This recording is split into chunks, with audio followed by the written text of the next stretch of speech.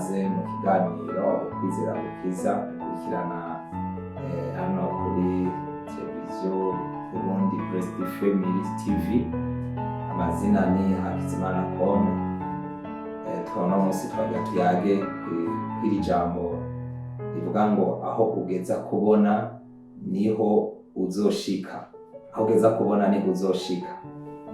Reka turabire hamwe umurongo wo muri Bibiliya mu gitabo ca Yoweri igice ca 2 umurongo wa 28. Hanyuma y'ivyo nzosuka mpwemu wanje ku bari n'umubiri bose, abahungu banyu n'abakobwa banyu bazovugishwa nanje, n'abatama banyu bazorota inzozi, n'imisore yanyu izobona ivyo yeretswe. Hari ibintu bine ngaha natororanije nashoboye gutororokanya, ibintu bine bituma udatera imbere canke ataco ushobora gushikako. Ibintu bine ushobora kudatera imbere canke ataco ushobora gushikako mu buzima. Icambere nuko kuba udafise igicapo ca kazoza, ico ejo uzoburi.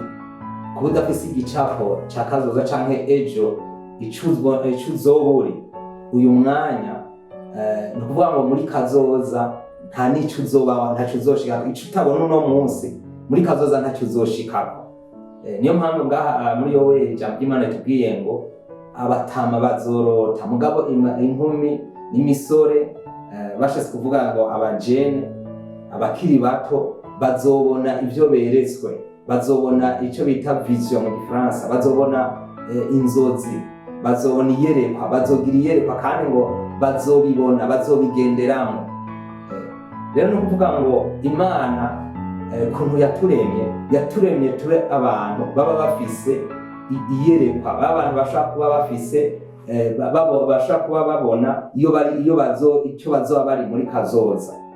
Rero umuntu rero uko abayeho imyaka nk'abajene cyangwa umuntu akiri muto, aba afise amahirwe menshi yo gushobora gushika kuco yabonye canke gushika ku ndoto ziyo. Rero no kuvuga ngo ngerageje gusigura atari ku kintu gisanzwe kivuga ngo vision canke kugira iyerekwa. Witwa Max Weber avuga ko iyerekwa ni igicapo umuntu agira ca kazoza c'ico agomba gushikako, canke ico ni igicapo c'ico yifuza kuzoba ari muri kazoza, ico bita kugira vision canke kugira iyerekwa mu buzima. Rero umuntu wese rero kugira ngo uzogire ushitse nuko uno munsi ugira iyerekwa, ugira igicapo ca kazoza. Hama rero imaze kugira iyerekwa canke igicapo ca kazoza, ugatangura uno munsi ugifise inkomezi, uno munsi ugifise umwanya, uno munsi ugifise byinshi wo kwegeranya bijanye n'iryo yerekwa. Naka karyo uba ufise, naka karyo uba uronse kugira ngo ushobore gushika ku iyerekwa ryawe. Ikindi naco, imbere yawe ubona kunanirwa, ntubona gutera imbere.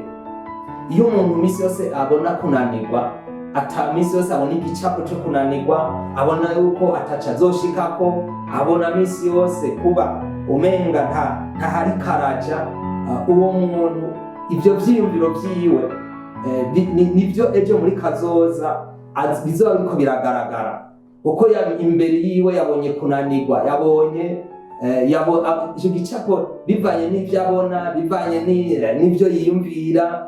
Wewe yiha image canke akabona igicapo caho umenga ntazobishobora, ntaca gira iki. Rero muri ico gihe nta kintu na kimwe ashobora gushikako, kuko nta gicapo ca kazoza yigeze abona.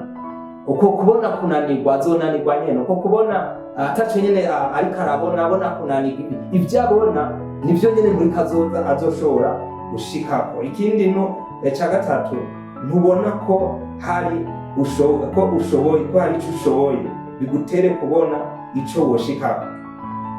Hari umuntu abaho umenga nta kimwe ashoboye, nta muntu n'umwe adafise ico ashoboye, nta muntu n'umwe. Umuntu wese Imana yaremye afise ikintu yamuhaye ashoboye. rero no kuvuga ngo nimba umwe yararoraniwe mwibi ntibisigura ko nawe utegerezwa kuroranirwa mwabijya nyene. Wewe ukwiye kwiyumvira no kwiraba ukamenya ugashaka kwitegereza, ugashaka kwikurikirana ubuzima bwawe ubwawe, nawe ukagira indoto nubwo zitoba zisa n'iz'abandi. Urashaka kugira indoto zawe cyangwa ukagira iyerekwa ryawe ku giti cyawe. Rero ibi rero ni ibintu bingahe bishobora gutuma umuntu adashobora kugira icyo ashizeko mu buzima. Icakane nuko bike ufise urabikengera, ari byo byo gushikana kuri byinshi. Ibyo bike ufise, izo nkomezi zike ufise, kenshi urabikengera, ariko ivyo nyene nibyo bigushoboza gushika kuri binini. Iyo umuntu agiye gutera imbuto ntatwara nyinshi, imbuto zose ashobora gutwara, ariko azosarura ibirenze ivyo yateragiye. Rero icyo cyose wowe ufise, ushaka kuba ari ubwenge, ushaka kuba ari ingufu, ushaka kuba ari amafaranga naho yoba angana kose, icyo cyose wewe capacity yose Imana yaguhaye, ushaka kuba ari ingabire, ushaka icyo cyose ubona mu buzima ko ufise nyene ntugikengere. Ico nyene ugigize ugikurikiranye ukagishiramo ingufu, urashobora kugira icyo ushitseko, ukashobora kugira icyo ushitseko mu buzima. Usomye ngaha mu gitabo ca kabiri c'Abami igice ca 4 umurongo wa mbere umanuka gushika ku wa 4, hatwereka umumama w'umupfakazi. Uwo yarafise umugabo wiwe yari yarapfuye kubera ideni yarafise, bashaka gufata abana biwe kugira ngo babagire aba esclave, babagire inyagano. Hama aza gutakamira umukozi w'Imana. Umukozi w'Imana amubaza ati none nta kintu na kimwe nigikufise muhira? Aca kengera ivyo afise, avuga ngo nta kintu ufise ukiretse ngo utuvuta dukeyi utwayirayo turi muhira. Ariko umukozi w'Imana amubwira ati genda tujya nyene utiya tuvuta ubona ko menya duke, genda utire ibintu byose biri vide atana kimwe kirimo, ugende uyasukemo kandi ngo utire byinshi. Ashagenda aratira, wewe aho aratira nyene uko ashoboye, aho wewe yabona kumenga ni byinshi. Amaze gutira ngo arambwira ati ca mwiyugana n'abana bawe musuke ajya amavuta. Aragenda arasuka, umwana muhe icambere asuka, aca kabiri asuka, byose hajya biheze ya mavuta aca arahagarara. No kuvuga ngo aho yagejeje gutira, aho yagejeje gutega amavuta, niho yene Imana yagejeje guhezagira no gusuka amavuta. No kuvuga ngo aho yagejeje kubona, aho yagejeje kugira yerekwa byoko y'amavuta akeneye, niho nyene Imana yagarukirije. Rero aho ugeza kubona rero niho uzoshika. Uno munsi no kuvuga ngo abantu bakuze tubona bari mu bintu bikomeye, bafise amafaranga, bafise ibihinda, bagize iki, ugiye kubabaza ni ivyumviro biyumviriye muri kazoza muri kahise, ni ivyumviro biyumviriye muri kahise, ntabwo ari ibintu biyumviriye umwanya. Niyo mpamvu kenshi mu mugani w'ikirundi bavuga ngo ku gategura kazoza. Uno munsi uyu mwanya nyene niho uri gutegura kazoza. Ariko kenshi nk'abajene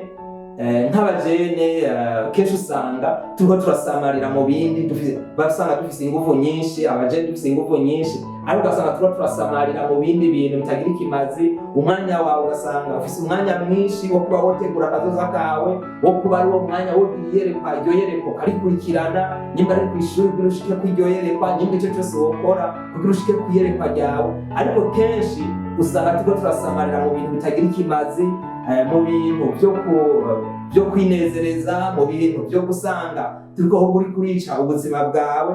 Ariko wari no mwanya mwiza wo kuba wotegura, wogira iyerekwa, iryo yerekwa ukarikurikirana. Nkuko twumvise muri Yoweli batubwiye ngo abajene, abahungu n'abakobwa bazobona iyerekwa, bazogendera mu iyerekwa, bazogendera muri bijya babonye, muri bijya vyiyumvira. Nkuko twabonye muri definition cyangwa musiguro y'iyerekwa kumwa witwa Ntuzenya George Barna, avuga yuko iyerekwa cyangwa kugira iyerekwa ni ivyiyumviro biri mu bwenge bw'umuntu, ni igicapo kiri mu bwenge bw'umuntu gitandukanye n'uko ari no munsi mbwa yifuza ko ejo azoba ariko arabigenderamo.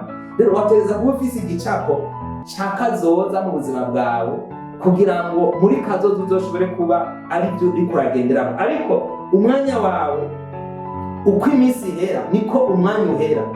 Umaze gushikira mu myaka 40-50 naho uzogira iyerekwa uzoba ufise ingufu zo kurishikako. Nico gituma kenshi bakora kuvuga ngo ngano w'ikiro bavuga ngo umugabo apfana imigambi.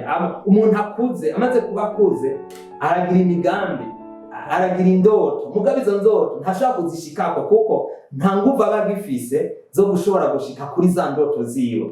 Ariko umujene nawe ingorane agira hakugira ngo agire igicapo ca kazoza, aba afise inguvu mugabo ntiyitwararika kugira igicapo c'ico azoba ejo, ntiyitwararika kugira agire ico ciyumviro c'ico yifuza kuzoba ashitse ejo, c'ico yifuza ejo kuzoba ari.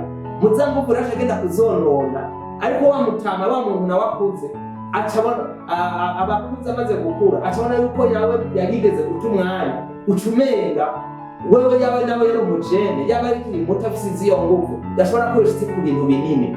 Rero byasaba yuko rero wowe izo nguvu zawe uzishira mu ntumbero wishize imbere, uzegeranya ukitegura gushika ku gicapo muri bya yerekwa washira imbere canke wifuza gushikako mu buzima bwawe. No kuvuga ngo turashaka kuraba kandi ibindi bitatu bituma umuntu nyene ashobora gushika ku ntumbero ziwe. Hano ariko ndavuga bine bishaka gutuma umuntu adashikako atacashikako mu buzima, usanga ataco yigeze ashikako. Ariko rero bitatu hano bifise nibishaka kugufasha, mbega byo gufasha kuntu ushika ku ntumbero ukayigenderamo. Kimwe rero no kuvuga ngo nuko ugira iyerekwa ukiri muto ukaba ufise iyerekwa, ni avantage n'amahirwe menshi yo gushobora kuyishikako kuko uracafise ingufu, urafise umwanya wo kwegeranya ibintu byose bikenewe. Muri kahise narigeze kuba afise umuntu yarafise umuntu umujene yarafise piano, twarabana piano nini umuntu avuza piano. Rero misi yose twarabana piano yari iri impande y'igitanda, yasaba misi yose yuko nanje yonyigisha. Mugaje kubera iyo mpano je ntavyumvamo, sinamwemerera kandi ndayiryama impande. Je gusa narumva ko fisigabire yo kuba no kuvuga ubutumwa. Rero byo wasanga ndondera amakase tajanye n'ibyo ubutumwa, ndaba abandi kuntu bavuga ubutumwa, nsoma ibitabo. Rero ariko ibyo kuvuza piano sinigera ndavyitwararika. Rero uno munsi no mu myaka izoza gushika mu myaka 60 ntuzigera usanga ndavuza piano, kuko ico gicapo ico ciyumviro yongerekwa sinigeze ndarigira kugira ngo ndaritegure ntushobore kurigenderamo. Mugabo ico nateguye iyo muri ico gihe cyo kuvuga ubutumwa, ico naho nzoba n'umutama uzobagemye, kuko ntagiriye atera, ntagiriye karaja. N'ubuzima bwawe ntushobora kugira evaluation, ntushobora kwirimbura umenye ati mbega ibintu byananiriye hehe, mbega ibintu kweki ntabishitseko. Rero uzovuga ngo ntushobora kurimbura cyangwa ugire evaluation ubuzima bwawe kuko ntiwari ufise, nta ntego wari ufise. Uzosanga n'imyaka yawe igenda ihera umuntu akazirotuva atakintu na kimwe mu buzima yigeze agerako. Rero satani ntagutende, ntusanga uriko urahendwa n'ibintu kanaka. Umwe wundi niwe ashavuga ngo inyereka abagenzi bawe nkwereke canke nkubwire kazoza kawe. Nukuvuga ngo wewe ifatanye nabo bagushigikira mu ntumbero yawe, ifatanye nabo bariko nuwo ngo bashaka kugufasha, ushobora gukuraho ibishobora kugufasha gushika mu ntumbero yawe. Ariko niwagenda ufyinaka cyangwa ugenda mu bintu ufyinaka n'abandi cyangwa ingufu zawe uzijana mu byo kwiyamiza ugira iki atantego ufise, uko imyaka ihera za ngufu zizogenda zirahera, kandi niko uzogenda utakaza amahirwe yo gushobora kugira ico usitseko mu buzima. Uzoza gutora ubwenge bwo kugira iyerekwa ariko ata capacity ufise zo kwirishikako. Rero yari impanuro nziza cyane, ikigwa ciza ku bajene, ku bakiri bato bafise avantage nk'uko bivuga nyinshi cyane yo kuba boshika ku ndoto zabo. Rero ndakwifuriza yuko woshika ku ndoto, woshika kuco ugomba gushaka, Imana naye ikagushigikira. Turavye ngaha muri Mariko igice ca 10 guhera ku murongo wa 46 tubona impumyi Yesu yayiciye ko iriko irasabiriza. Yesu ngo ntaco yayikora, yagumye yigira. Hama abantu barabwira ati erega Yesu acinga, hama acasemerera murondera bashobora namuzibya bamuzibira kugira ngo ntashobore kumushikira. Hama Yesu avuga ati nimumureke, araza acamaze ati ugomba ndamukorera iki? Acamubwira ati ngomba ko umpumura. Acamubwira ati kwizera kwawe kurabukijije. Kubera iki yamuciye ko abona ko afite iyo ngorane ntagire icyo amufasha, ariko byasabye neza ko amubaza ati mbega ubona no gukorera iki? Ni igihe gicapo gitumye uhaguruka? Ni acamubwira ati nifuza iki? Acamubwira ati okay, ni kubera uko nyene wavyizeye. Rero mu buzima ivy'Imana izogukorera, ivy'Imana izoshobora kugushikako, kugushobora kugushitsako, ni bijya wiyumvira, ni kijya gicapo Imana ngo kiri muri wewe, ni izogucira inzira, izoguha kapasite zo kugushikako, izoguhuza n'abantu bashobora kugushigikira muri iyo ntumbero yawe. Ariko ni wabangaho guco gusa atariyerekwa, ataciyumviro cyakazoza, ntabwo ngo nta yandi mahirwe, kuko Imana ivuga ngo izodukorera ibyo izotwumvana. Ariko ni wabangaho gusa utagiriye utagira igicapo cyakazoza, nta yandi mahirwe. Ejo uko nyene umeze no mu myaka yo kazoza uzoba umeze uko nyene.